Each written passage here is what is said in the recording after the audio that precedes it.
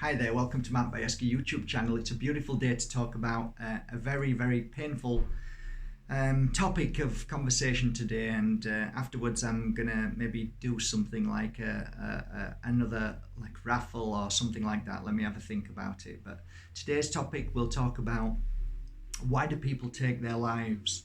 What is it? What happens afterwards?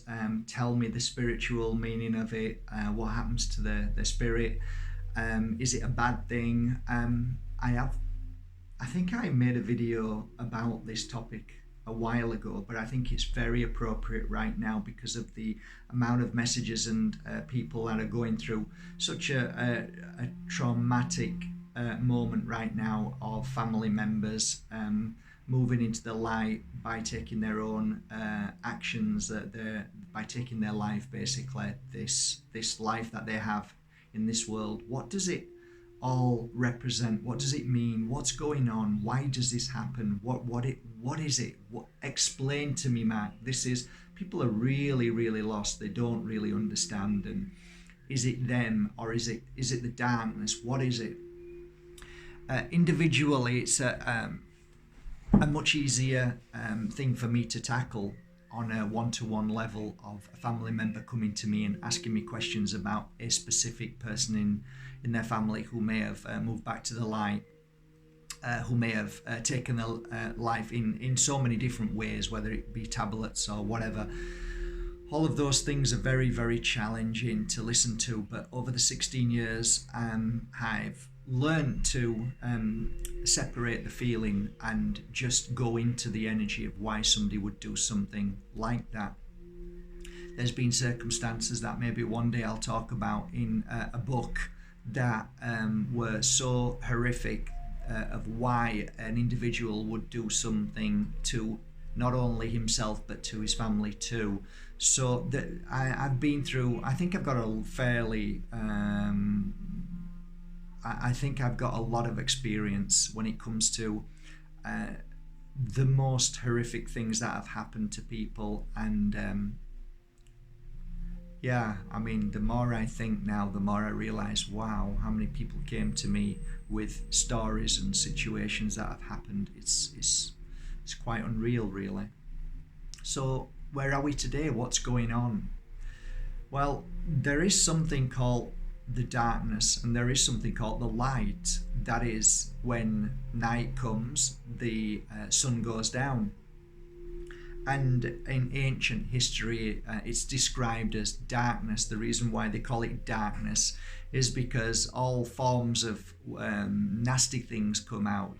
Things come out to eat other people, and it's cold and it's lifeless. And so the darkness is kind of like the word we use where we know it's going to be challenging. And then the light is when the sun comes up and gives light to the plants, and we breathe again, we feel warmth again, and all good things happen in the light. So there's always the two. It's the yin and the yang. Funnily enough, I'm wearing it today. The male, female, the opposites. And we shall and we will throughout millennia always have that. It's always going to be part of our life. Just like the energy that you hold within you. You think you're always happy? Impossible. You think you're always sad? Impossible. So it's neither or. So you can't always be sad and you can't always be happy. Therefore, we have to have balance, and balance is the yin and the yang, or the energy of, it's just balance. And how do you balance that energy? Well, it all depends on how you've been brought up. It also depends on what you're looking at any given moment, what you've been force-fed, what you've been programmed, and also what you've learned through your own experience, what you teach yourself. So many of us have demons, okay? I would argue the point that nearly every single soul on this planet has demons. You might think demons is a bad word of a guy with a little stick and big horns. No, demons are things that were put inside you from a child. So that demons are kind of fears Fear to me is a little demon. That's how I see it. It's like a little devil in your mind, and it pops up and it doesn't want to go anywhere because it likes it there. And every time you say, leave me alone, it says, no, I like it here. I'm not going anywhere. And you say, go away. No, I love it. Keep going. Keep saying that. Keep getting angry because you're feeding it. You're feeding me. So I'm staying here. I love it. As soon as you choose to ignore it and let it go, it gets bored and the demon disappears. Therefore, you become stronger than the demon. So you feed the demon, you feed the little demon by thinking about it all the time. I would argue the point that people take their life because they are in a constant fight with a demon or demons in the mind, which means that they're constantly thinking all the time of worst case scenario, what's going to happen, fear, blame, anger, sadness, karma, bad luck. All of these little demons can reside in the mind and pop up every time you feed them, every time you play tennis with them. How do you clear your fears of a child going through trauma of maybe your father being awful, your mother never giving you love, your sister, brother were getting more love than you, whatever it may have been, all these little fears that stay in your mind of what you saw and you know were wrong. And that's the thing, you only have those fears when you know something isn't right. It's the family is unbalanced. What somebody's done to you is unbalanced. It's not correct. It's unbalanced means it normally shies to the darkness, right? You don't, like, if somebody does something lovely to you, you don't even think about that. But if somebody does something bad, then it's unbalanced, and it's normally the side of darkness that you hold. So if somebody does something lovely to you, it's very rare that you remember that all the time and talk about that all the time. But if somebody's done something bad to you, it's funny how many times you talk about that in your head and remember it. And that's what I'm saying. It's so much easier to feed the little demons than it is the love and the joy of the kindness of this world. And this is where we've got it wrong. We've got it all wrong because we feed the demons because we believe that the power is in the darkness, whereas the light doesn't have any power, where it's the wrong way around. We've got it all the wrong way around. If we stopped and realized all the goodness and all the kindness and all the kind acts and the wonderful things that are ever given to us throughout our whole life, we would realize that we actually have lived in a lot more love and kindness than we have fears, worries and pains and suffering and abuse. Those little moments are burn marks in the head, in the mind, in the memory, that the rest of the filling is filled with normally love, great experiences, just getting on with life in general, doing things, but actually living in a balanced world that we do. I mean, in theory, we don't live in a war zone all the time. Of course, we could argue that now, that's where I'm coming to. But what I'm trying to say is that most of us will take our life because we feel there is nothing else that we can turn to or do to make our demons disappear. So it's almost like the demons have taken over. The little demon in your mind has taken over. So it talks 24 hours a day of negative things, of the bad things, of everything going wrong, of you doing everything wrong, you're not good enough, you've made mistakes. So that's normally why people take their lives, because they feel as if there's nothing left they can offer, there's nothing else they can do, they can't turn anywhere, nobody can help them, because they've started playing tennis with maybe 40 different feelings of negativity, and they're just banging them one after the other. So no matter any kind of love, they're just, demons keep coming in and knocking them until the point where we go into what's called a breakdown. You break down like a vehicle breaks down. So it's a bit like, I used to say to people, our body is a bit like a car, brand new shiny car. We come into this world like a brand new shiny car, and along the journey of that path of life, somebody knocks you at the side and oof, there's a bit of a dint there, not too good, but it's still okay, the rest of the car's shiny, and you continue, and then from the other side somebody bangs your front, but it's okay, the car's still okay. You keep going and you keep getting banged all along your journey, and eventually the car has been banged so many times that it breaks down. And that's the same as you and I. We can only go so far. Now, I often tell people, before you break down, you need to get that vehicle and put it in a garage, and you need to clean it up, mend all the bumps and make it strong, put new oil in. And that is how we should be. But we don't. We just continue till we break down, and then we either lie down in a bed for months, or we're ill, we're sick, or we go to the doctors and we feed that more illness and more illness and more depression for more tablets, and then it's a slippery slope.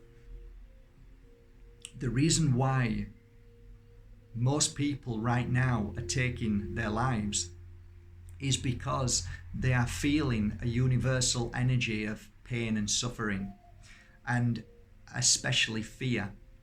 People are taking their lives right now, many people, because they've lost everything they've had. So they've created a baby, which may have been a business, I call it their baby, and they've been feeding it every day and watering it, looking after it. All they've ever known is feeding that baby, taking care of it, being kind to it, putting 24 hours a day into this baby, into their business, and the baby's growing and growing, and the baby's now 20 years old, 30 years old, and all of a sudden somebody takes that baby away from them, their business, and says, we're shutting you down because of COVID-19, and then they've lost their baby.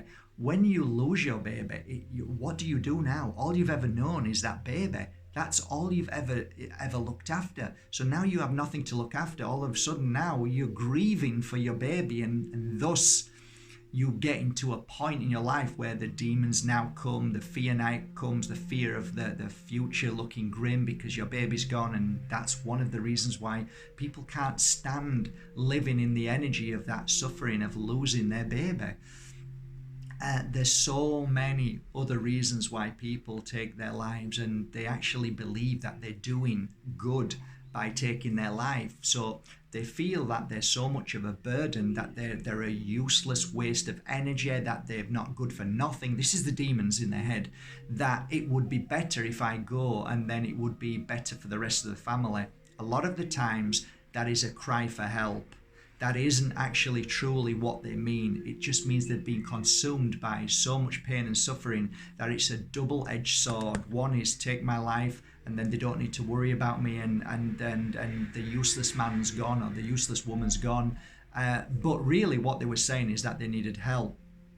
I think at this moment in time, if you've experienced somebody who's passed away into the light through taking their life, normally it's because they're kind, loving, caring, special, empathic, amazing souls. And a lot of the times deep down, people who are so sensitive like that, and they can feel the world, they can feel what's happening around them.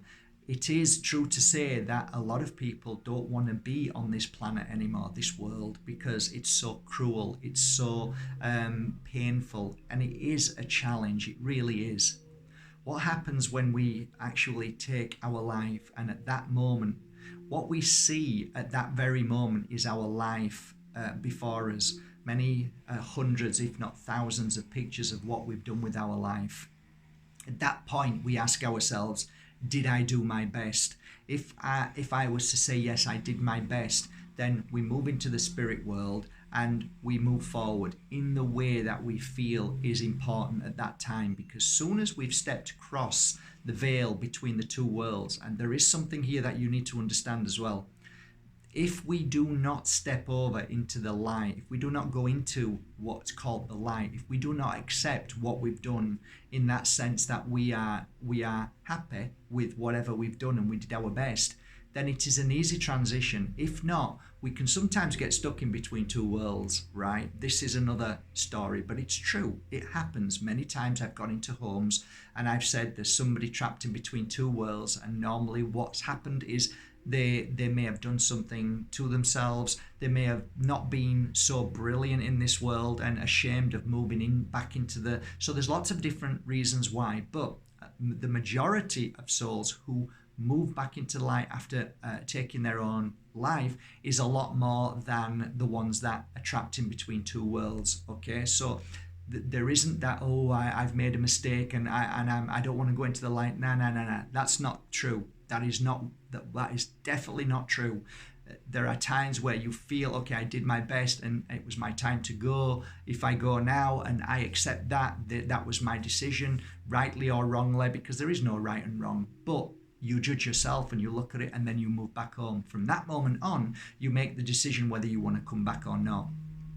I do not believe that people who take their lives are judged in any way in the spirit world, or you don't judge yourself in any kind of way that you've made a mistake. I don't believe that. I do not wholeheartedly believe that. Sometimes we go for whatever reasons they are. It may be an accident that's happened. It may be that we've decided that it's too much for us and we just want to go back.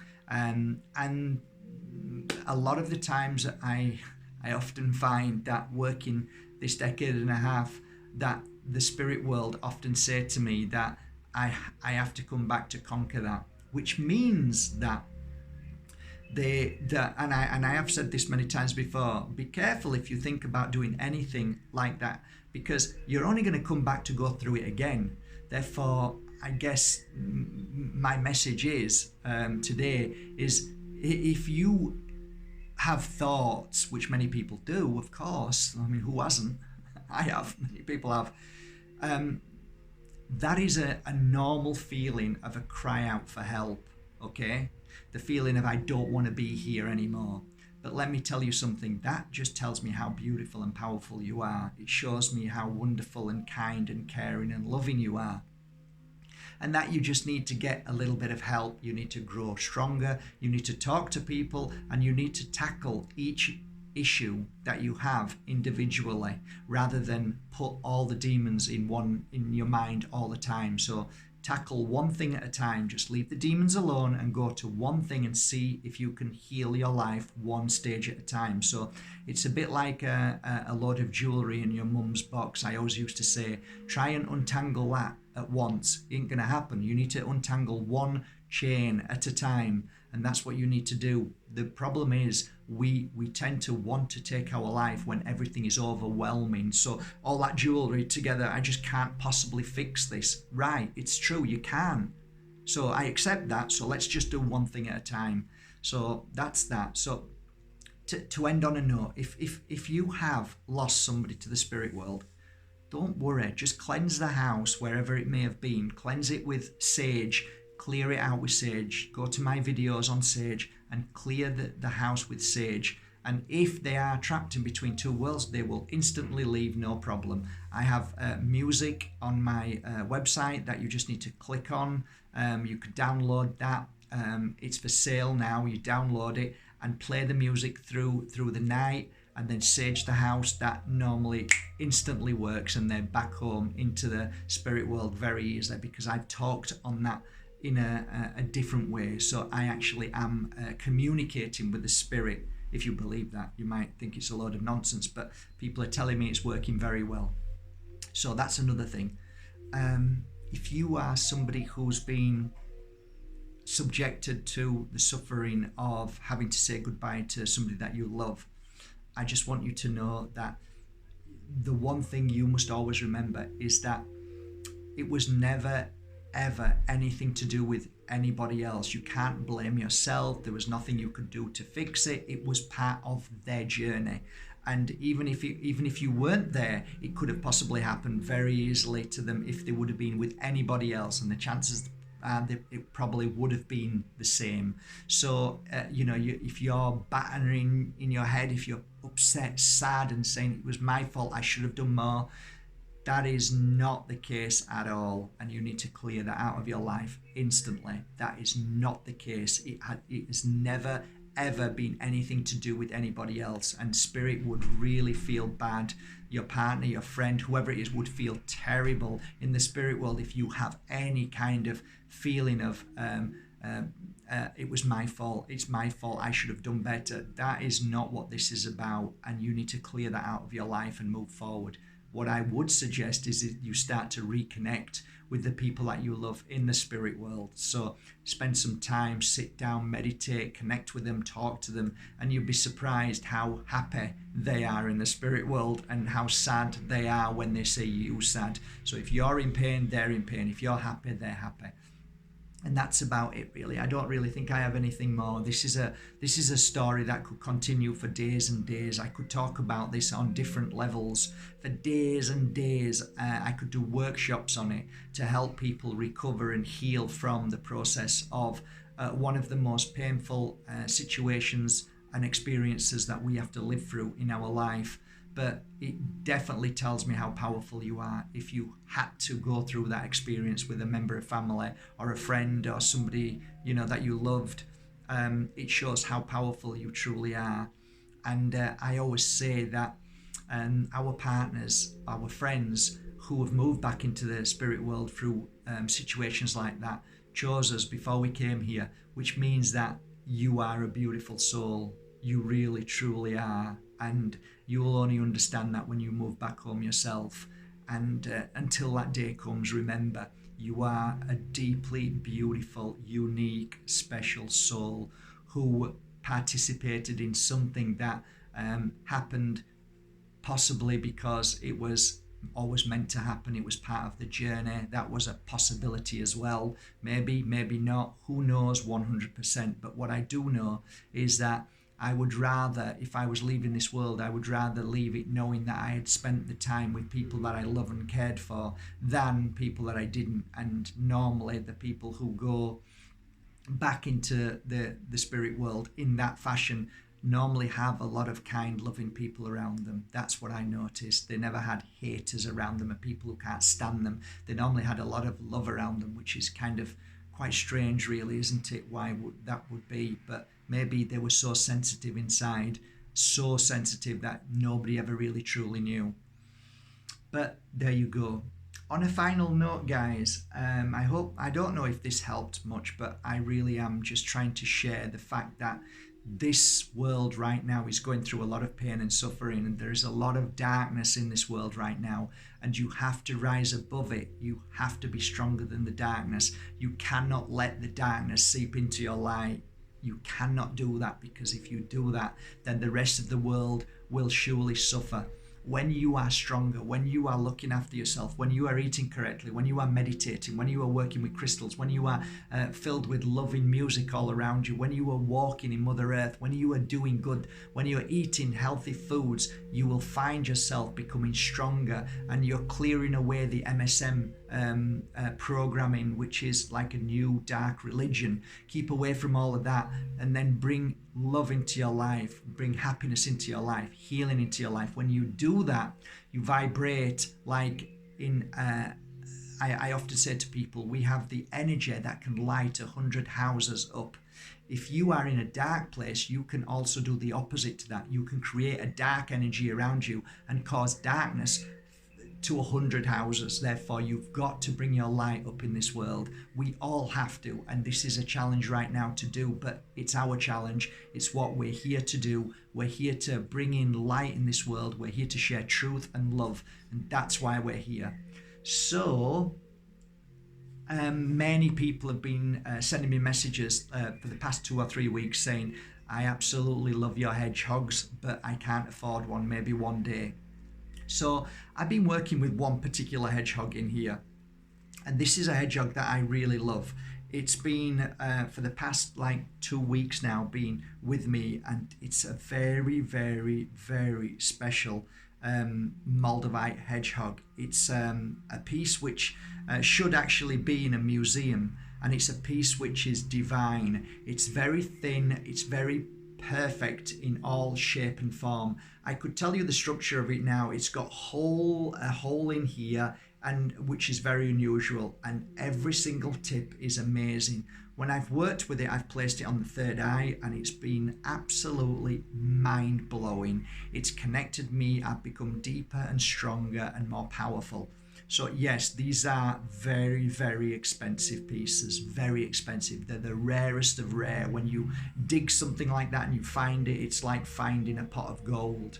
So this piece, I was thinking, what should I do with it? People are wanting, they'd love a hedgehog, they can't afford, well, to afford that may take a couple of 3 months of your wages. But for those that can, I thought, okay, I'll raffle it.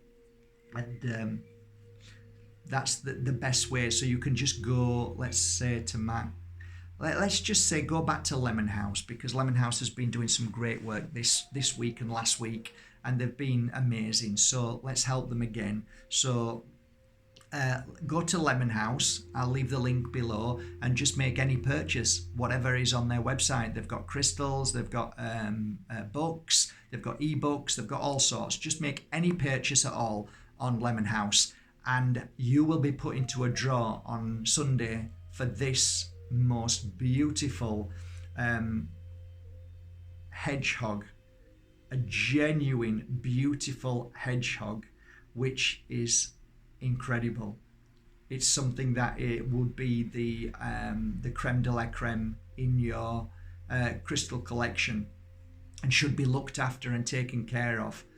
And yeah, that's it. That's all you need to do. So whatever purchase you make there, whether it's a book, whether it's a crystal, that one purchase will get you a ticket, a raffle ticket. That raffle ticket then will be put into one of my jars, and if you buy more than one, you get another one. So the more you buy, the more raffle tickets. Just keep individually buying one thing at a time, and then you get another raffle ticket. I'll put the raffle tickets together, and on Sunday at 6 o'clock, you might be the lucky winner to the draw for this museum quality Besednice hedgehog, the most desirable Moldavites in the world. Okay guys, love you all. Have a most beautiful day. Take care of yourself and do something wonderful for somebody today. The heart that gives is always full. Bye for now.